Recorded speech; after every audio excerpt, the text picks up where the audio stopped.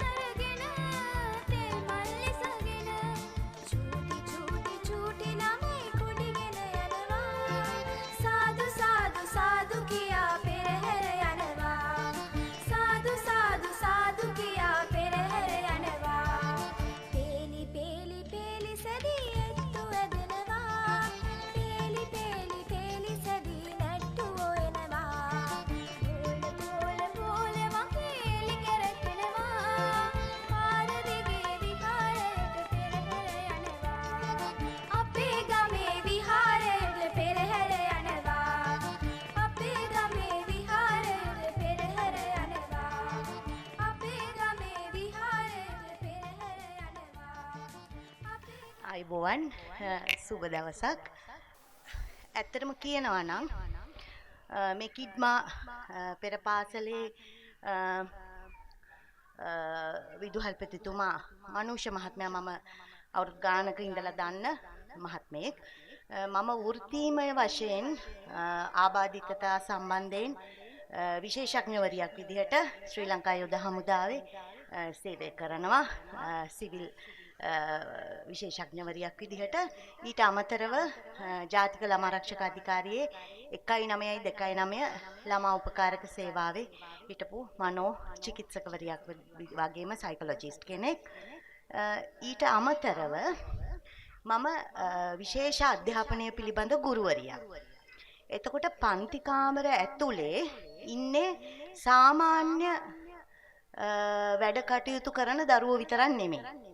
එතකොට මේ සාමාන්‍ය වැඩ කටයුතු කරන දරුවන්ට අමතරව අපිට ඉන්න විශේෂ අවශ්‍යතා කියලා දරුවෝ කොට්ටාශයක්.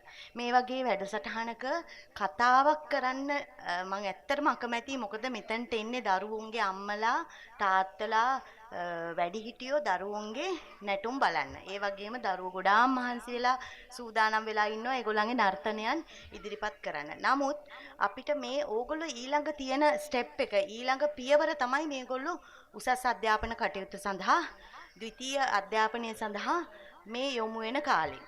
ඉතින් ඒ නිසා පුංචි දැනුවත් කිරීමක් කරන්න කියලා මට විශේෂ ඉල්ලීමක් කරා මනුෂ්‍ය මහත්මයා මේ දරුවන්ගේ දෙමව්පියන්ට විශේෂයෙන්ම දරුවන්ගේ කුසලතා දරුවන්ගේ ආකල්ප කොහොමද සංවර්ධනය කරන්න කියලා පුංචි වචන කිහිපයක් විතරක් මම කියන්නම්. විශේෂයෙන්ම මේ වගේ කොන්සර්ට් එකකින් අපි බලාපොරොත්තු වෙන්නේ මොකද්ද? මම දැක්කා ඉස්සෙල්ලා නර්තනයකදී අර චූටි පුතෙක් ඇවිල්ලා එයාගේ නර්තනය පැත්තක තියලා අර කොළ පාට ෂර්ට් එක ඇඳගෙන ඇවිල්ලා හිටිය පුංචි පුතා ඉස්සරහට ඇවිල්ලා එයා වෙන රංගපෑමක් කරනවා. ඊට පස්සේ මම දැක්ක මෙතන මේ මං හිතන්නේ මේගොල්ලන්ට ස්ටේජ් රිහර්සල් කරනකොට මම මේ ස්ක්‍රීන් එක දැම්මේ නැතුව ඇති දරුවෝ ඒගොල්ලන්ගේ රංගනයට අමතරව අර පැත්තට තමයි S2 යොමු කරන්නේ. අර කතාවක් තියෙනවානේ අලියන්ට ළමයින්ට නලියන්න හිත කියලා. ඉතින් ඒක තමයි ළමාකම කියන්නේ. දරුවා කියන්නේ ඒක තමයි. එහෙම නැතුව මෙතනට ඇවිල්ලා අපි කියලා දුන්න අඩියම රංගපාලා පර්ෆෙක්ට් විදිහමට එහෙම කට්ටියකුත් ඉන්නවා මේ පන්ති කාමරය ඇතුලේ. එහෙම ළමයි කොට්ටාශයකුත් ඉන්නවා. සුබක ළමයි කියලා වෙනම අති දක්ෂ ළමයි කොට්ටාශයකුත් ඉන්නවා. ඒගොල්ලෝ විවිධ විෂයන් වලට දක්ෂයි. ඊට අමතරව තවත් ඉන්නවා කොට්ටාශයක්. ඒගොල්ලන්ට තියෙන විවිධ කුසලතා. සමහරු ඩිෆරන්ට්ලි ඒබල් සුවිශේෂී දක්ෂතා තියෙන විශේෂ අවශ්‍යතා දරුවෝ වෙන්න පුළුවන්. සමහර දරුවෝ ඉන්නවා පන්ති කාමර දුබලතා තියෙන දරුවෝ. ඒ කියන්නේ ඒගොල්ලන්ට ඩිස්ලෙක්සියා, ඩිස්ග්‍රාෆියා, ඩිස්කැල්කියුලියා, ඒ කියන්නේ ඒගොල්ලන්ට අකුරු බෑ, ඒගොල්ලන්ට ගණිතය බෑ. නමුත් ඒ දරුවන්ට විශේෂ අවශ්‍යතා ඒ තියෙන දරුවෝ වෙනත් කුසලතා දක්වනවා. ඒ නිසා දෙමව්පියෝ හැම වෙලාවෙම මතක තියාගන්න ඕනේ හැම දරුවෙක්ටම ආවේනික විශේෂ දක්ෂතාවයක්, විශේෂ කුසලතාවයක් තියෙනවා කියලා. දැන් ඔයගොල්ලෝ දකින්න ඇති මම වෘත්තීමය වශයෙන් මම විද්‍යා විෂයන් ධාරාවෙන් ඉගෙනගෙන ඊට අමතරව මනෝවිද්‍යාව වගේ විෂයක් කරපු කෙනෙක් කොහොමද මේ වගේ නර්තනය, රංගනය වගේ කරන්න කියලා.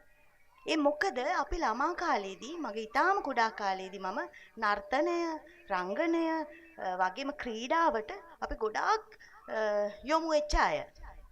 එහෙම අය හුඟක් වෙලාවට තමන්ගේ වැඩිහිටි වියේදී ඒගොල්ලෝ දන්නවා ඒගොල්ලන්ගේ පාත් එක කොයි පැත්තටද හදාගන්නේ කියලා.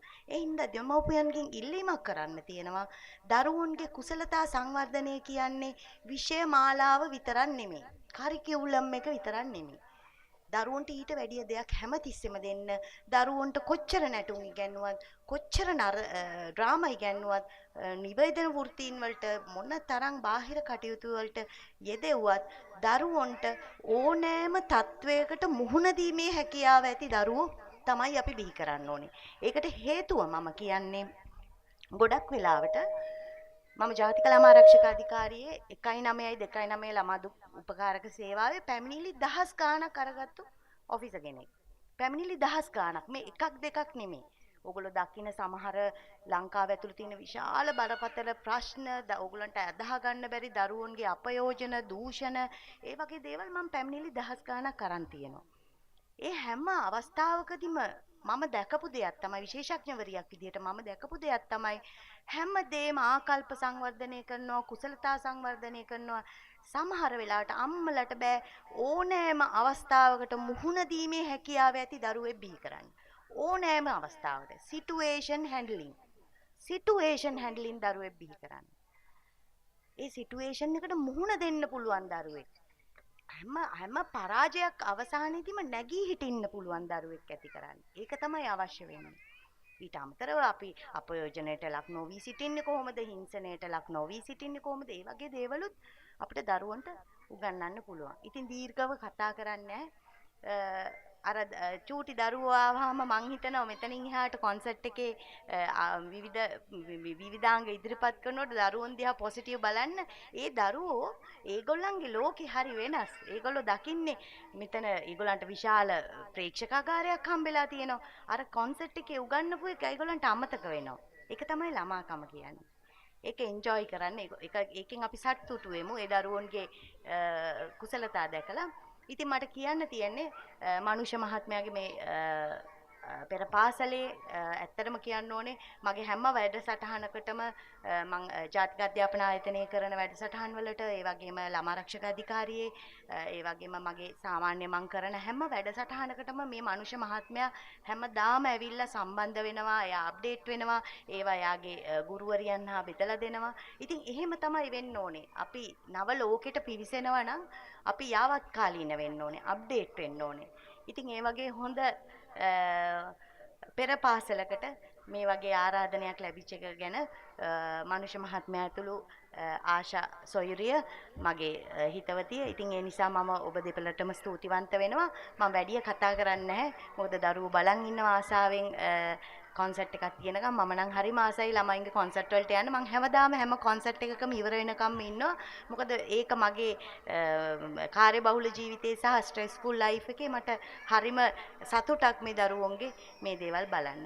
ඉතින් ඒ නිසා දරුවෝන්ගේ දෙමව්පියන්ගෙන් කාරුණිකව ඉල්ලන්නේ මේ විදිහට රටේ විවිධ අපරාධ විවිධ දේවල් සිද්ධ වෙනකොට දරුවන්ට විෂයමාලාව විතරක් නෙමේ දරුවන්ට බාහිර ක්‍රියාකාරකම් උගන්වන්න ඊට අමතරව ඕනෑම තත්වයකට මුහුණ දීමේ හැකියාව ඇති දරුවෙක් ලෝකෙට බිහි කරන්න. මොකද හේතුව ඕගලන්ට පේනවා ඇති දරුවෝ සියදිවි හානි කරගන්නවා දරුවන්ට පරාජයන් බාර ගන්න බෑ. අපි මේ වගේ මල් වගේ හදන දරුවෝ සමහර වෙලාවට O level වලින් A level වලින් පස්සේ මානසික ගැටලු තත්ත්ව දරුවන් බවට පත් වෙනවා. ඉතින් අපි කැමති නෑනේ අපේ දරුවෝ එහෙම තත්වයකට පත් වෙනවට. ඒ නිසා දෙමව්පියන්ගෙන් ඉල්ලීමක් කරනවා. අපිට හරි සතුටුයි අමංශ මහත්මයාගේ මේක ව්‍යාපෘතියක් දරුවන් සම්බන්ධයෙන් මේක මම දකින්නේ ව්‍යාපෘතියක් විදිහට. මේ වගේ මේ ව්‍යාපෘති තව තවත් ඉදිරියට ගෙන යන්න.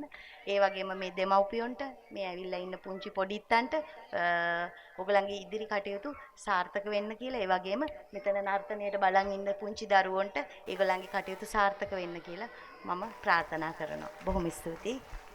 ඔබතුමියට බෙහෙවින්ම ස්තුතිවන්ත වෙනවා.